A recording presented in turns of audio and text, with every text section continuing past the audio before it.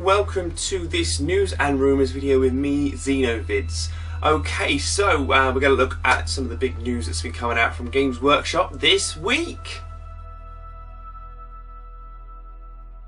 So first big news of the week is Games Workshop CEO has stepped down.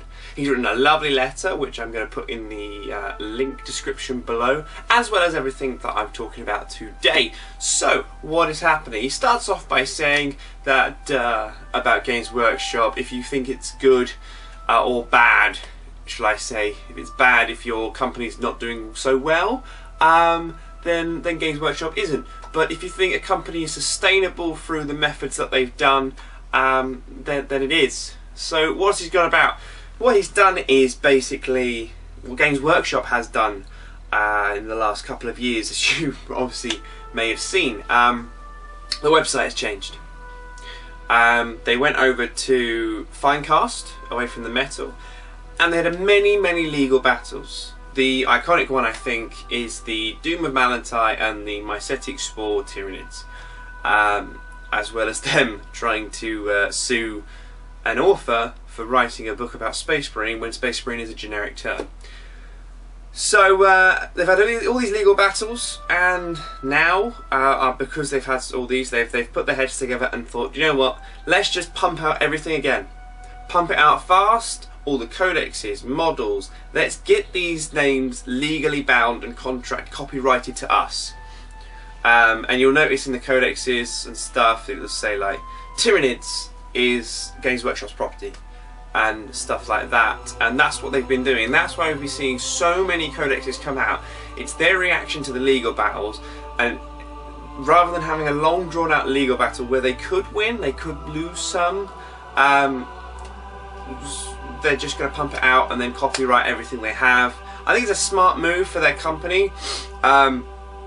It's horrible for people like me who loves to spend their money on models, because now it's like, oh, there's Dark Eldar, oh, Space Wolves, oh, these things are coming out, I want all these.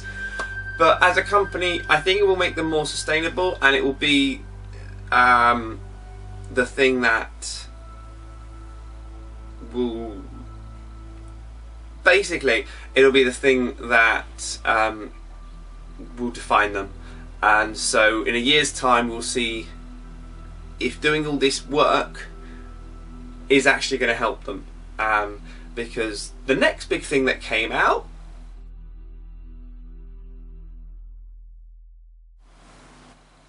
is the Games Workshop profits and sales and stuff, and surprise surprise, it's gone down again.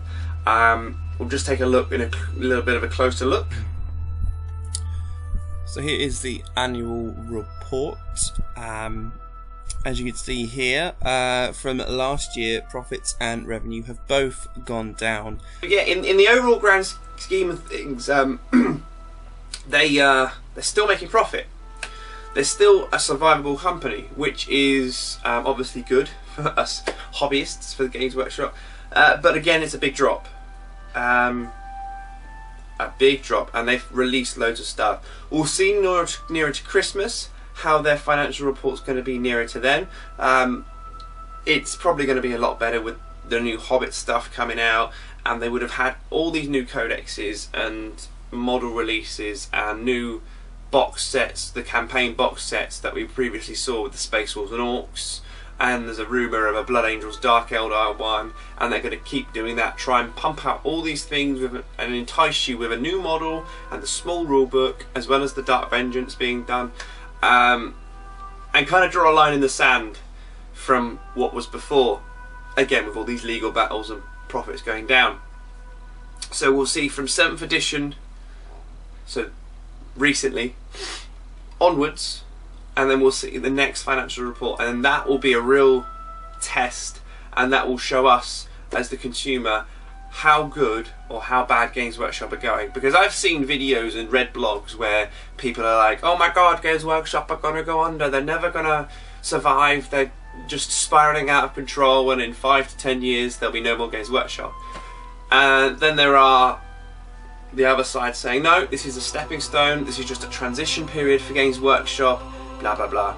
Me, I'm going to continue getting models that I like, Games Workshop or not.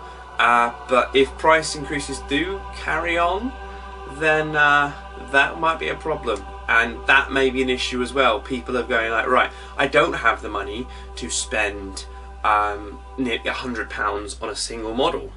That's almost ludicrous, and then you're alienating some of your clients. And I know people go off on rants about it and saying they want to do War Machine and stuff. I considered War Machine because it's a little bit cheaper, but yes, we'll find out nearer at Christmas. But again, Games Workshop finances have gone down from last year.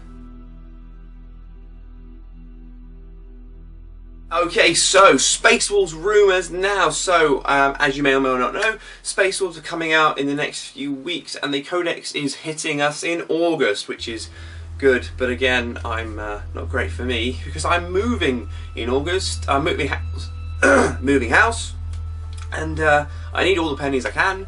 And it's kind of a, do I get my first week's food shop or do I get the Space Wolves Codex? And we all know what I'm going to be getting. So Space Wolves are coming out, which is lovely for us Wolf players. The rumours have been mixed. Like, it's not going to be a huge overhaul. There's going to be a few new things. One of them being the Murderfang, which is right here.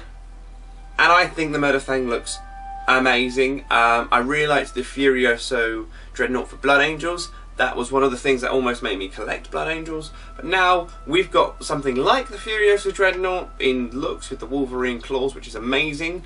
And some kind of cool special rules. There's also a variant without the claws, but the claws are awesome. There's some alien ice that never melts or never go blunt, which wonders how they craft it into claws. But anyway, so it's alien ice, which is awesome, and it's rumoured to have 4 or 5 attacks on the charge, have all these special rules. But there's also a variant with a shield, which is a blizzard shield, which apparently gives it a free up invulnerable. I've heard rumours where it's 30 or 40 points, which makes this Dreadnought about 165 points, which I still think is pretty good.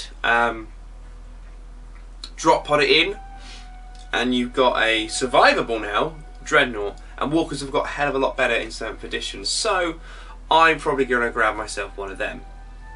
Another one that is happening is Logan Grimnar. Logan Grimnar. I never bothered with the model previously. I thought it was a bit too expensive for me and my points range, but now in 7th edition, doesn't matter. You can have whatever you want, so I can have 50 million HQs. An army of HQs, which could look kind of cool.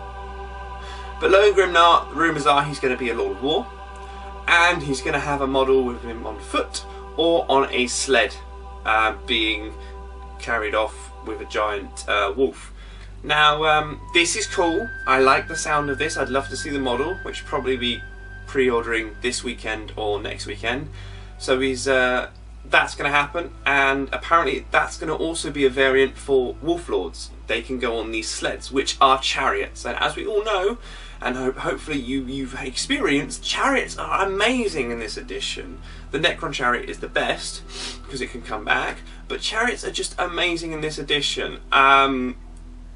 Just so good. You can decide to have shots against the chariot or the rider to make it more survivable, mix and match that, and Logan Grimnar and the chariot in close combat is going to be hilariously crazy. A troop's just going to be gone. Even if it's a mob of boys, they're pretty much going to be destroyed by this. Again, that's very tempting for me. But again, pictures aren't out as of this recording of the video.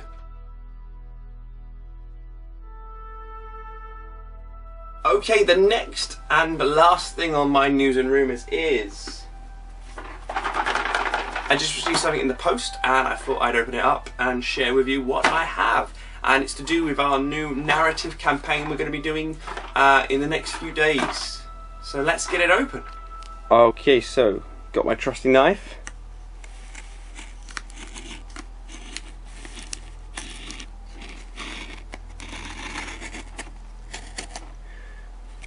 Being very careful. Never cut towards you, kids. Should be enough.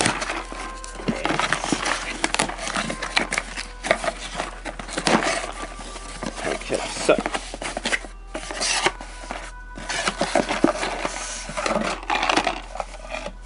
oh, what's this? Space Wolves. Oh, nothing new. Just web exclusives. That we all know about. Just a little Space Wolves leaflet. Interesting. And just my shipping details, which you don't need to see. Oh, more cellophane. Okay, I gotta get this. This is very hard one-handed. Okay, so nothing new, nothing crazy. What's new for me is going to be one of my choices for the narrative campaign, and it is Death Leaper. So the narrative campaign is going to be Tyranids and Space Marines. Good old-fashioned showdown. Crazy claws. A lot of work needs to be done. I can see already. Chipping this off, getting it all done. So what I'll do, I'll build him up, paint him up, and show you guys on a later video, and then talk about what the narrative campaign is going to be more about. Thank you very much for watching. I've been Xenovids. Please like, comment, share, and subscribe, and I will see you on my next video.